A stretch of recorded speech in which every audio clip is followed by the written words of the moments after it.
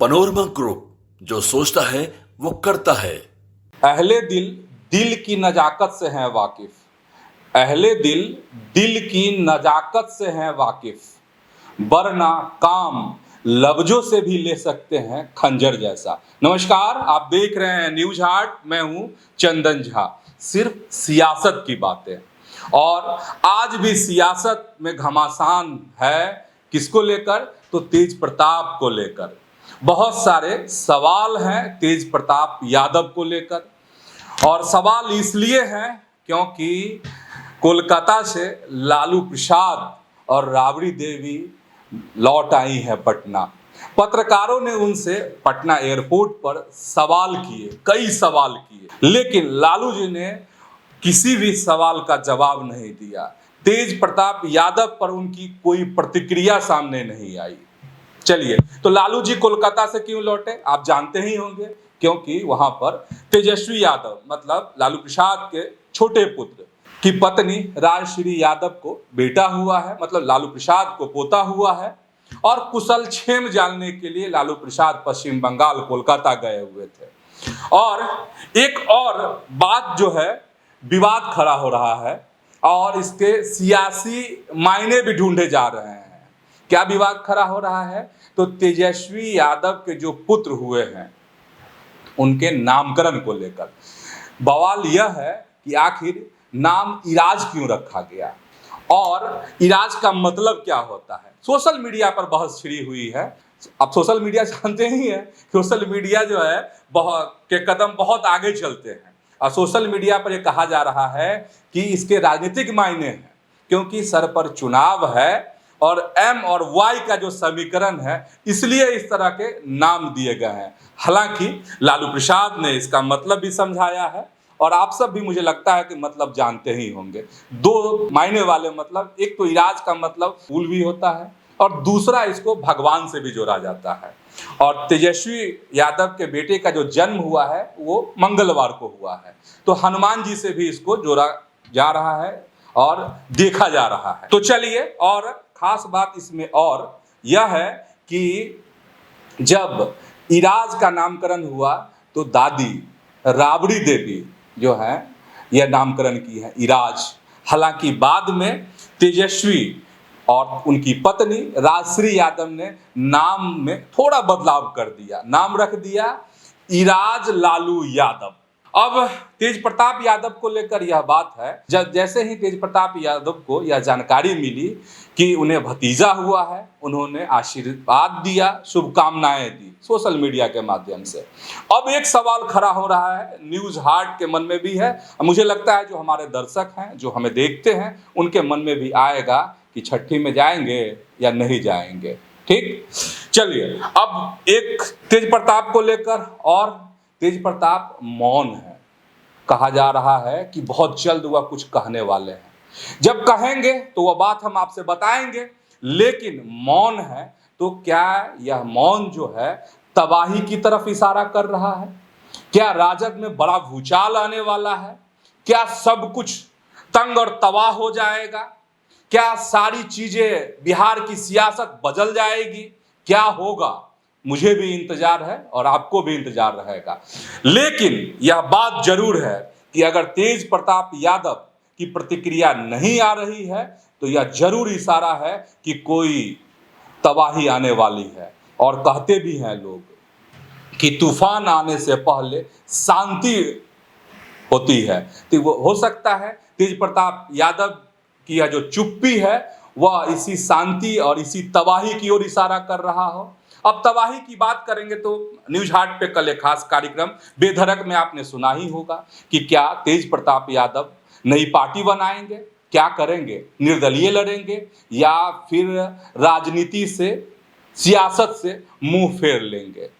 तो हमें उम्मीद यही है, और जितना तेज प्रताप यादव को अब तक हम लोगों ने समझा है कि वह राजनीति से मुंह नहीं फेरेंगे। और आप ऐसे भी समझ सकते हैं जिनसे और जिनकी तस्वीर और वीडियो से तेज प्रताप और लालू प्रसाद के घर में कहे कि भूचाल आया हुआ है, अनुष्का यादव, और अनुष्का यादव के भाई ने तमाम बातें कह दी हैं। राय मशविरा भी दिया है, लालू फैमिली को चेतावनी भी दी है, धमकाया भी है। चलिए हम उन बातों को यहाँ नहीं दोहराते हैं, दोहराएंगे तो यह कार्यक्रम लंबा हो जाएगा। अब सीधे दूसरी खबर पर हम आ जाते हैं, और दूसरी खबर की अगर हम बात करते हैं तो सबकी नज़र इस बात पर लगी हुई है कि पीएम आने वाले हैं, कल मोदी आने वाले हैं और 2 दिन बिहार में रहेंगे, तो आखिर करेंगे क्या? तो आप सब तो जानते ही हैं खबर में कि पीएम पटना में रोड शो करेंगे और 30 तारीख को विक्रमगंज जाएंगे, वहां चुनावी सभा करेंगे। लेकिन और क्या होगा, इस पर भी आपकी नज़र है। और क्या सीटों का बंटवारा हो गया, या अगर पीएम आते हैं रात में, चूंकि रात गुजारेंगे पीएम पटना में, तो क्या सीटों का बंटवारा जो है इसी दरमियान होगा? मतलब 29 की रात जो है क्या भारी है एनडीए के लिए, नीतीश कुमार के लिए, चिराग पासवान के लिए, जीतन राम मांझी के लिए और उपेंद्र कुशवाहा के लिए? तो हमारे पास भी खबर है, अब उस खबर के बारे में आपको बताते हैं।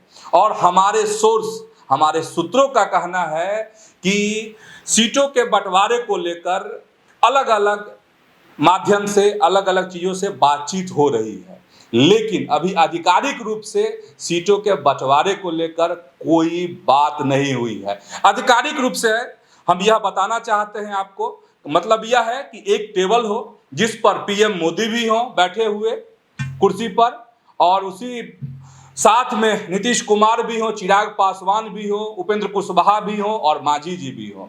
अब तब बातचीत हो कि हम इतनी सीट पर लड़ाई लड़ेंगे, युद्ध लड़ेंगे, चुनाव लड़ेंगे, आप इतनी सीटों पर अपनी किस्मत आजमाएंगे, तब उसको हम कहेंगे कि यह आधिकारिक बातचीत है। हालांकि पर्दे के पीछे बातचीत चल रही है, लेकिन अंदर खाने की खबर हम आपको बता रहे हैं। और अंदर खाने की खबर यह है कि बीजेपी हड़बड़ी में नहीं है, इतनी जल्दी सीटों का बंटवारा भाजपा नहीं करना चाहती है। और खबर यह भी है सूत्रों के अनुसार कि आखिर में सीटों का बंटवारा होगा, इतनी हड़बड़ी में सीटों का बंटवारा नहीं होगा। अब बीजेपी आखिर कर क्या रही है? तैयारी नहीं कर रही है क्या? नहीं कर रही है। देखिए, बीजेपी ने अपने इंटरनल जो सोर्स हैं उससे जो हर चुनाव में सर्वे कराती है, वह सर्वे पूरा हो चुका है। 243 सीटों पर बीजेपी ने अपना सर्वे करा लिया है। अब इसमें खबर यह है, बीजेपी के सिटिंग एमएलए के लिए कई ऐसे दिग्गज हैं जिनका इस बार टिकट भी कट सकता है। और कहा यह जा रहा है कि बीजेपी इस मूड में है कि चेहरा कितना भी बड़ा हो, अगर उनके खिलाफ नाराजगी है, उन्होंने इन 5 सालों में अच्छे काम नहीं किए हैं, जनता जनार्दन के पक्ष में काम नहीं किए हैं, उनका टिकट कटेगा, चाहे कद कितना भी बड़ा हो, चेहरा कितना भी चमकीला हो। ये बात हो गई। अब दूसरी बात आपको बताते हैं, लेकिन बीजेपी एक जगह और तैयारी कर रही है, बगावत। अब समझ ही रहे हैं, अगर जिस विधायक के टिकट कटेंगे तो बगावत तो होगी, तो बगावत के खिलाफ क्या किया जाए? बीजेपी अभी से ऐसे बागियों की लिस्ट तैयार कर रही है, उन बागियों से कैसे पार पाया जाएगा, अभी से मोहरे बिछाए जाने लगे हैं अंदर ही अंदर। तो ये खबरें थी बीजेपी के अंदर की खबर, और यह खबर हम शुरुआत में बता ही दिए हैं, फिर बता देते हैं। यह खबर हम आपको इसलिए बता रहे थे कि पीएम मोदी आ रहे हैं, और मोदी आ रहे हैं तो सबकी निगाह इस बात पर है कि क्या एनडीए में सीटों का बंटवारा हो गया या हो जाएगा। तो बात समझ गए होंगे आप। एक और बात बता देते हैं, बीजेपी के लिए चैलेंज है बिहार का चुनाव इस बार का, और मौका भी है। चैलेंज कैसे है आप समझ सकते हैं। महाराष्ट्र विधानसभा चुनाव के नतीजे आपको याद होंगे, उस समय में क्या हुआ था। उस समय में जैसे ही महाराष्ट्र में भाजपा की जीत हुई, इंडिया अलायंस बिखर गया था। अगर बिहार में एनडीए की हार हो जाती है विधानसभा के चुनाव में, तो एक बार फिर से जो इंडिया अलायंस है, महागठबंधन है, वो दहाड़ेगा और फिर से मोदी के खिलाफ में देश भर के जो नेता हैं, विपक्ष के जो नेता हैं, वह एक मंच पर जुटने शुरू हो जाएंगे। तो भाजपा हर हाल में चाहती है कि बिहार विधानसभा का जो चुनाव हो उसमें फतह हासिल करे और एनडीए मजबूत रूप से उभरे और जो इंडिया अलायंस है ऐसे ही बिखरा पड़ा रहे। तो आज के सियासत में इतना ही। आपसे एक अपील, अगर न्यूज हाट को आप यूट्यूब पर देखते हैं तो वहां सब्सक्राइब कर लीजिए, फेसबुक पर देखते हैं तो न्यूज हाट के पेज को आप जरूर लाइक कीजिए, फॉलो कीजिए, और हमारा यह सियासत कार्यक्रम अच्छा लगा हो तो वीडियो भी जरूर शेयर कीजिए। तो इतना ही, धन्यवाद, प्रणाम।